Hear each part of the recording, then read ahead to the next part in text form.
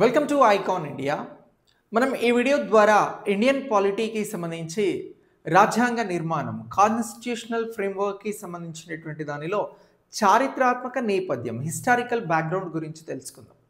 ఈ historical background పైన మనకి ఎగ్జామినేషన్ పాయింట్ ఆఫ్ వ్యూలో చాలా క్వశ్చన్స్ అడిగినారు. ప్రీవియస్ ఎగ్జామ్స్లలో ఫ్యూచర్లో కూడా క్వశ్చన్స్ అడుగుతారు.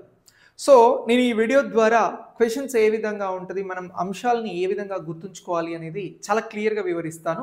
మీరు వీడియోని లైక్ చేసి మీ మిత్రులకి షేర్ చేయండి. మీరు కాంపిటేటివ్ ఎగ్జామ్స్ కోసం ప్రిపేర్ అవుతున్నట్లయితే ఐకాన్ ఇండియా మీ ఎగ్జామ్స్కి సంబంధించి లైవ్ క్లాసెస్ని అందిస్తూ ఉంది. గ్రూప్స్ కానీ ఎస్ఐ కానిస్టేబుల్ అలాగే ఈఓ సిడిపిఓ ఎగ్జామ్స్కి సంబంధించి ఇందులో ఎక్స్క్లూజివ్గా మీకు పిఐబి బేస్డ్ కరెంట్ అఫైర్స్ని ఎవ్రీడే మార్నింగ్ లైవ్ ద్వారా అందించడం జరుగుతుంది. దీంతో పాటు అన్ని సబ్జెక్ట్స్ని కూడా లైవ్ ద్వారా ప్రొవైడ్ చేస్తూ ఉన్నాం. మీరు ఈ క్లాసెస్లో జాయిన్ కావాలనుకున్నా, మీ ఉద్యోగ ప్రిపరేషన్కి సంబంధించినటువంటి వాటిలలో మీరు మెరుగవ్వాలనుకున్నా, లైవ్ క్లాసెస్ పొందాలనుకున్నా ఐకాన్ ఇండియా యాప్ని డౌన్లోడ్ చేసుకుని రిజిస్టర్ అవ్వండి. కాన్స్టిట్యూషనల్ ఫ్రేమ్వర్క్కి సంబంధించి రాజ్యాంగ నిర్మాణంలో చారిత్రక నేపథ్యాన్ని ఎలా గుర్తించాల్సి ఉంటుంది అంటే బేసిక్గా రెండు కోణాలలో గుర్తించాలి.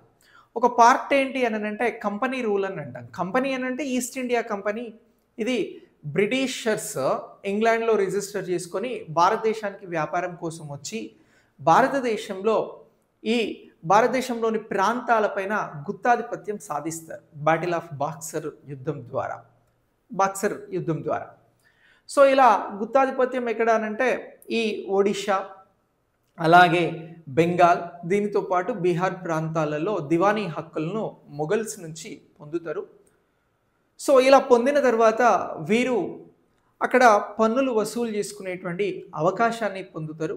ఆ తరువాత ఈ కంపెనీ అనేది వ్యాపారం కోసం వచ్చి ఇలా ప్రాంతాలపై గుత్తాధిపత్యం సాధించడంతో బ్రిటిష్ ప్రభుత్వం, అక్కడున్నటువంటి బ్రిటిషర్స్ ఇంగ్లాండ్కి సంబంధించినటువంటి ప్రభుత్వం ఏం చేస్తుంది అంటే కంపెనీని నియంత్రించేందుకు రెగ్యులేటింగ్ యాక్ట్ అనేది తీసుకొస్తుంది. ఇది 1773లో తీసుకొస్తుంది. ఇలా భారతదేశంలో అధికారికంగా కంపెనీ రూల్ అనేది 1773 నుంచి స్టార్ట్ అవుతుంది. దీన్ని కంపెనీ రూల్ అని అంటాం. ఈ కంపెనీ రూల్లో రెగ్యులేటింగ్ యాక్ట్ వస్తుంది, పిట్స్ ఇండియా యాక్ట్ వస్తుంది. ఆ తరువాత చార్టెడ్ చట్టాలు అనేవి వస్తాయి.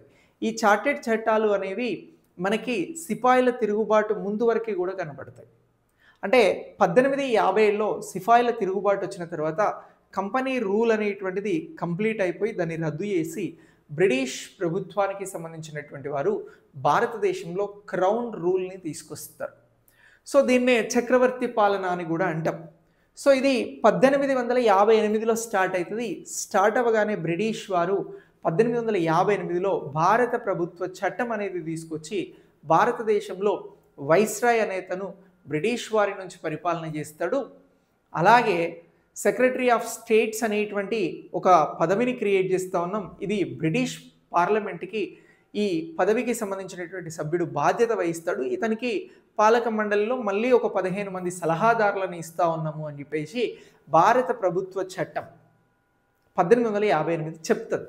అలా చెప్పిన తర్వాత మళ్ళీ 1861లో భారత కౌన్సిల్ చట్టాన్ని తీసుకొస్తారు. ఇలా కౌన్సిల్ చట్టాలు భారతదేశంలో చక్రవర్తి పాలనలో మొదలవుతాయి. 1861లో కౌన్సిల్ చట్టం అనేది వచ్చి కొన్ని మార్పులు చేర్పులతో పరిపాలనను ముందుకు తీసుకెళ్తున్నటువంటి క్రమంలో మళ్ళీ ఒక 31 సంవత్సరాలకి అంటే 1892లో మరొక భారత కౌన్సిల్ చట్టం అనేది కూడా తీసుకొస్తారు. ఇది 1892కి సంబంధించి. ఆ తర్వాత మళ్ళీ ఒక చట్టం వస్తుంది, అది కూడా భారత కౌన్సిల్ చట్టమే. దానిని మనం 1909 భారత కౌన్సిల్ చట్టం లేదా ఇండియా కౌన్సిల్ యాక్ట్ అని చెప్పేసి పిలుస్తాం. 1909 ఇది చాలా చాలా ఇంపార్టెంట్ చట్టం. ఈ చట్టానికి సంబంధించి భారతదేశంలో ఈ చట్టంని ఎవరి సంస్కరణలు అని అంటారు అని చెప్పేసి ఎగ్జామినేషన్ పాయింట్ ఆఫ్ వ్యూలో క్వశ్చన్ అడుగుతారు. అలా క్వశ్చన్ అడిగితే మనం ఇక్కడ ఈ భారత కౌన్సిల్ చట్టం 1909కి సంబంధించినటువంటి చట్టంలో ఎవరి సంస్కరణల చట్టంగా దీన్ని పిలుస్తారు అని అంటే మార్లే మింటో సంస్కరణల చట్టంగా పిలుస్తారు దీన్ని. ఓకే, సో ఇక్కడ మార్లే ఎవరు, మింటో ఎవరు అనేటువంటి డౌట్ వస్తుంది. వీరి మీద క్వశ్చన్ అడిగినారు ప్రీవియస్ ఎగ్జామ్స్లో. మార్లే అనే అతను సెక్రటరీ ఆఫ్ స్టేట్గా బాధ్యతలు నిర్వహిస్తారు, అంటే భారత రాజ్య కార్యదర్శి. ఈయన భారతదేశంలో ఏం జరుగుతుంది అనేటువంటి అంశాన్ని బ్రిటన్ పార్లమెంట్కి రిప్రజెంట్ చేస్తాడు. ఈయన బ్రిటన్కి సంబంధించిన మంత్రివర్గ సభ్యుడు. సో కానీ భారతదేశంలో రాజ్య కార్యదర్శి బాధ్యతలను నిర్వహిస్తాడు. ఓకే, ఇది ఈయన మార్లే. మరి మింటో ఎవరు అని అంటే వైస్రాయ్. సో భారతదేశంలో బ్రిటిష్ వారి తరపున సర్వోన్నతమైనటువంటి పదవిని నిర్వహించేటువంటి వ్యక్తినే మనం ఇక్కడ వైస్రాయి అని అంటాం. వైస్రాయిగా మింటో ఉంటాడు. ఈ ఇద్దరి సంస్కరణలతో వచ్చినటువంటి చట్టమే భారత కౌన్సిల్ చట్టం 1909 అని చెప్పేసి గుర్తుంచుకోవాలి. ఓకే, సో ఇలా ఈ చట్టం తీసుకొచ్చిన తర్వాత మరి ఈ చట్టానికి ఉన్నటువంటి లక్షణాలు ఏంటి గుర్తించండి అని అడుగుతారు. రేపు ఎగ్జామినేషన్ పాయింట్ ఆఫ్ వ్యూలో మిమ్మల్ని భారత కౌన్సిల్ చట్టం 1909కి సంబంధించినటువంటి లక్షణాలను గుర్తించండి అని అడుగుతారు. ఇలా అడిగితే మీరు చెప్పాల్సినటువంటి ఒక లక్షణం ఏంటి అని అంటే, భారతదేశంలో ఈ సెంట్రల్ లెజిస్లేటివ్ కౌన్సిల్కి సంబంధించినటువంటి దానిలో సభ్యుల సంఖ్య ఎంత అని అంటే 16 ఉండేది ఈ చట్టం కంటే ముందు. కానీ ఈ చట్టం ఏం చెప్పింది ఏంటంటే దీన్ని 60కి పెంచండి సభ్యులను అని చెప్పేసి ఈ చట్టం నిర్ణయం చేసింది. ఎందుకు ఇలా సభ్యుల సంఖ్యను పెంచినారు అని అంటే, భారతదేశంలో అప్పటికే బ్రిటిషర్స్ డివైడ్ అండ్ రూల్ అనేటువంటి పాలసీతో విభజించి పాలించేటువంటి విధానానికి వీరు తెరదీయడం జరిగింది. బెంగాల్ని అప్పటికే విభజన చేయడం జరిగింది. సో ఇలా ఈ నేపథ్యంలో భారతదేశంలో ఎక్స్ట్రీమిజం పెరిగింది. లాల్ బాల్ పాల్, బాల గంగాధర్ తిలక్, లాలా లజపతి రాయ్, బిపిన్ చంద్రపాల్ లాంటి వారు స్వదేశీ మూమెంట్కి ఇక్కడ ప్రయారిటీని ఇవ్వాలి అని చెప్పేసి భారతీయులను చైతన్యపరుస్తూ ఉన్నారు. ఇలాంటి సమయంలోనే భారతీయులను ఎంత విభజిస్తే అంత బాగుంటుంది అని చెప్పేసి మింటో అనేవాడు ఆలోచించి భారతదేశంలో ఎక్కువ మందికి ప్రయారిటీని ఇస్తే బాగుంటుంది అని చెప్పేసి వీరు సంస్కరణలు రిఫార్మ్స్ తెచ్చినారు. కాబట్టి అందులో భాగంగా ఇక్కడ సెంట్రల్ లెజిస్లేటివ్ కౌన్సిల్కి సంబంధించినటువంటి సభ్యుల సంఖ్యను 16 నుంచి 60కి పెంచడం జరిగింది అనేటువంటి అంశాన్ని ఇక్కడ మనం గుర్తించాల్సి ఉంటుంది. ఇది ముఖ్యమైనటువంటి అంశం. అలాగే రాష్ట్రాలు, అంటే ఇప్పుడు రాష్ట్రాలు అంటాం, అప్పుడు ప్రావిన్స్లు అనేవారు. బెంగాల్కి ఒక ప్రావిన్స్ ఉన్నది. అలాగే బెంగాల్కి సంబంధించినటువంటి ఇక్కడ లెజిస్లేటివ్ కౌన్సిల్ ఉన్నది, బెంగాల్ అనేటువంటిది ఒక ప్రావిన్స్. అలాగే నార్త్ ఈస్టర్న్ స్టేట్స్కి సంబంధించి ప్రావిన్స్ అని అంటాం. ఇప్పుడు ఉన్నటువంటి ఉత్తరప్రదేశ్లో కూడా ఒక కౌన్సిల్ ఉన్నది, పంజాబ్లో కూడా ఒక కౌన్సిల్ ఉన్నది. ఇట్లా కౌన్సిల్స్ అనేవి బ్రిటిష్ వారు ఏర్పాటు చేసినారు. ఈ కౌన్సిల్స్లలో కూడా సభ్యుల సంఖ్యను పెంచుకోవచ్చు అని చెప్పేసి చెప్పినటువంటి చట్టం ఏదైనా ఉందా అని అంటే అది 1909కి సంబంధించినటువంటి చట్టంగా ఇక్కడ మనము గుర్తించాల్సి ఉంటుంది. ఇక నెక్స్ట్ ఇక్కడ బడ్జెట్స్ అనేటువంటివి ప్రవేశపెడతారు అప్పుడున్నటువంటి భారతదేశంలో.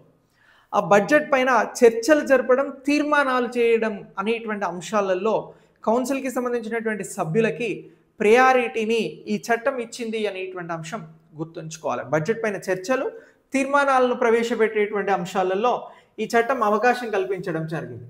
ఇక నెక్స్ట్ ఈ చట్టం ద్వారా ఏం చేసినారు అని అంటే ఎగ్జిక్యూటివ్ కౌన్సిల్స్ని, ఏవైతే వైస్రాయ్కి సంబంధించి ప్రావిన్స్లకి సంబంధించి ఎగ్జిక్యూటివ్ కౌన్సిల్స్ ఉంటాయి, ఈ ఎగ్జిక్యూటివ్ కౌన్సిల్స్కి అంతకుముందు భారతీయులకి అవకాశం కల్పించలే ఇందులో. కానీ మొదటిసారి 1909 భారత కౌన్సిల్ చట్టం, ఇండియా కౌన్సిల్ యాక్ట్, మార్లే మింటో సంస్కరణలలో భాగంగా ఎగ్జిక్యూటివ్ కౌన్సిళ్లలో, అంటే కార్యనిర్వాహక మండలికి సంబంధించినటువంటి కౌన్సిళ్లలో కూడా భారతీయులకు అవకాశం కల్పించినారు. ఇందులో భాగంగా మొట్టమొదటిసారి ఏ భారతీయుడు కార్యనిర్వాహక మండలికి ఎంపిక అవ్వడం జరిగింది వైస్రాయికి సంబంధించిన కార్యనిర్వాహక మండలికి అని అంటే సత్యేంద్ర ప్రసాద్ సిన్హా గారిని ఎంపిక చేయడం జరిగింది. అలా కార్యనిర్వాహక మండలికి ఎంపిక చేసిన తర్వాత, ఎగ్జిక్యూటివ్ కౌన్సిల్కి ఎంపిక చేసిన తర్వాత ఈ సత్యేంద్ర ప్రసాద్ సిన్హా గారిని లా మెంబర్గా నియమించారు బ్రిటిషర్స్ అనేటువంటి అంశం గుర్తుంచుకోవాలి. అయితే ఈయన మొట్టమొదటిసారిగా భారతీయుడుగా ఈయన మొదటిసారి కౌన్సిల్కి ఎన్నికైనటువంటి, కార్యనిర్వాహక మండలికి ఎన్నికైనటువంటి వ్యక్తిగా మనం గుర్తించాల్సి ఉంటుంది. ఎవరు అని అంటే సత్యేంద్ర ప్రసాద్ సిన్హా. సో ఇక నెక్స్ట్ ఈ 1909 చట్టానికి సంబంధించి మరొక సంస్కరణ ఏం చేసినారు, ఈ చట్టం ద్వారా ఏం చెప్పినారు అని అంటే మత ప్రాతిపదికన ముస్లింలకి సంబంధించిన నియోజకవర్గాల ఏర్పాటును చేయడం జరిగింది. ఏవైతే ముస్లింలకి కేటాయించేటువంటి నియోజకవర్గాలు ఉంటాయో ఆ నియోజకవర్గాలలో ముస్లింలే పోటీ చేస్తారు. వారికి ముస్లిం ఓటర్లు మాత్రమే ఓటు వేసి వారిని ఎంపిక చేస్తారు, ఎన్నుకుంటారు. సో ఇలా ఏ చట్టం చేసింది అని చెప్పేసి ఎగ్జామినేషన్ పాయింట్ ఆఫ్ వ్యూలో క్వశ్చన్ అడుగుతారు. అలా అడిగితే 1909 భారత కౌన్సిల్ చట్టం అని ఆన్సర్ చేయండి. సో ఇలా ముస్లింలకి మత ప్రాతిపదికన మతతత్వానికి సంబంధించినటువంటి చట్టంగా దేన్ని చూస్తారు అని అంటే 1909 భారత కౌన్సిల్ చట్టాన్ని చూస్తారు. సో ఇలా ముస్లింలకి సంబంధించినటువంటి ప్రయారిటీని ఇస్తూ నిర్ణయం తీసుకునేటువంటి వారు ఎవరు అని అంటే వైస్రాయ్గా ఉన్నటువంటి లార్డ్ మింటో అనే అతను.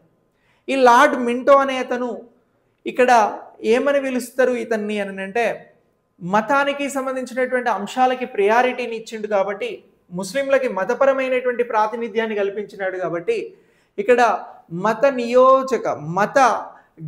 నియోజక గణాల పితామహుడు అని అంటారు. ఇంగ్లీష్లో సింపుల్గా ఏమంటారు అని అంటే ఇక్కడ ఫాదర్ ఆఫ్ కమ్యూనల్ ఎలక్టోరల్గా ఎవరిని పిలుస్తారు అని అంటే లార్డ్ మింటోని పిలుస్తారు.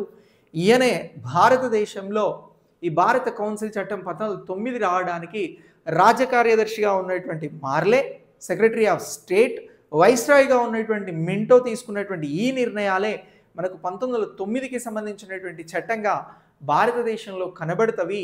సో ఇలా భారతదేశానికి సంబంధించినటువంటి రాజ్యాంగ నిర్మాణం జరిగేటువంటి క్రమంలో ఈ చట్టాలన్నీ కూడా చారిత్రాత్మక నేపథ్యం కలిగినటువంటి చట్టాలుగా గుర్తుంచుకోవాల్సి ఉంటుంది. ఇలాంటి వ్యాలిడ్ కాంటెంట్ని చాలా అద్భుతంగా ఎక్స్ట్రాడినరీగా మీకు అర్థమయ్యేలాగా ఇంత వివరంగా మేము చెప్తా ఉన్నాం. దీనికోసం మీరు లైవ్ క్లాసెస్ని రిజిస్టర్ అవ్వండి. నెక్స్ట్ తిరిగి మనం మరొక లైవ్లో కలుద్దాం. ఈ వీడియో నచ్చినట్లయితే మీ మిత్రులకి షేర్ చేయండి. మీరు లైక్ చేయడం మర్చిపోవద్దు. మీరు ఐకాన్ ఇండియా యూట్యూబ్ ఛానల్ని, ఐకాన్ ఇండియాకి సంబంధించినటువంటి ఇన్స్టా పేజ్ని ఫాలో అయ్యి మరిన్ని వివరాలని ఎప్పటికప్పుడు తెలుసుకోవచ్చు. సో ఇలా ఈ భారతదేశానికి సంబంధించినటువంటి రాజ్యాంగ నిర్మాణాన్ని, చారిత్రాత్మక నేపథ్యంని గుర్తించాల్సి ఉంటుంది. ఇది అన్ని పోటీ పరీక్షలకు ఉపయోగపడుతుంది. మీ మిత్రులకి షేర్ చేయండి, మర్చిపోకండి. Thanks for watching. నెక్స్ట్ వీడియోలో మళ్ళీ కలుద్దాం.